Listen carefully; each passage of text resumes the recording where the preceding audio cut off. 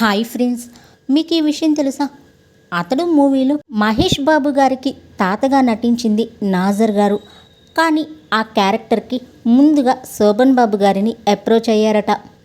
ప్రముఖ సీనియర్ నటుడు నాజర్ తమిళ వ్యక్తే అయినప్పటికీ తెలుగులో కూడా మంచి గుర్తింపు సొంతం చేసుకున్నారు. ఎన్నో చిత్రాల్లో నాజర్ గారి క్యారెక్టర్ రోల్స్తో పాటు విలన్గా కూడా నటించారు. అతడు, సింహాద్రి, బాహుబలి లాంటి చిత్రాలు నాజర్ గారికి అద్భుతమైన గుర్తింపును తీసుకువచ్చాయి.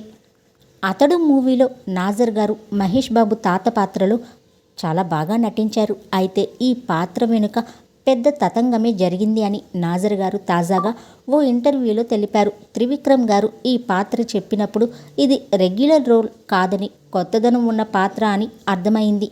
ఈ పాత్ర కోసం ముందుగా శోభన్ బాబు గారిని అడిగారని మీకు తెలుసా అని యాంకర్ ప్రశ్నించగా నాజర్ గారు దానికి స్పందించారు. శోభన్ బాబు చేయాల్సిన పాత్ర అని మీరు చెబితేనే వింటున్నా. ఒకవేళ అది నిజమే అయితే నేను చాలా అదృష్టవంతుణ్ణి. ఎందుకంటే శోభన్ బాబు పాత్రని త్రివిక్రమ్ గారు నాకు ఇచ్చారు. షూటింగ్ పూర్తయ్యాక డబ్బింగ్ చాలా పవర్ఫుల్గా ఉండాలని త్రివిక్రమ్ అనుకున్నారు. అప్పట్లో నేను తెలుగులో డబ్బింగ్ చేసేవాణ్ణి కాదు.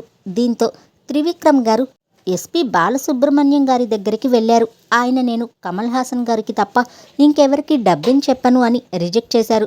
త్రివిక్రమ్ ఎంత రిక్వెస్ట్ చేసినా ఒప్పుకోలేదు. కానీ చివరికి త్రివిక్రమ్, సార్ మీరు ఒకసారి ఈ పాత్ర చూడండి, మీకు నచ్చితేనే డబ్బింగ్ చెప్పండి అని అన్నారు. దీంతో బాలుగారు నా పాత్ర చూసి అద్భుతంగా ఉంది అంటూ వెంటనే డబ్బింగ్ చెప్పడానికి ఒప్పేసుకున్నారట. బాలుగారు డబ్బింగ్ చెప్పడంతో నా పాత్ర ఇంకా అద్భుతంగా మారింది అని నాజర్ ఆ విషయాల్ని గుర్తు చేసుకున్నారు. అతడు మూవీలో మహేష్ బాబు తాత పాత్రలో నటించాలని మురళీమోహన్ గారు శోభన్ బాబు గారిని అడిగారు.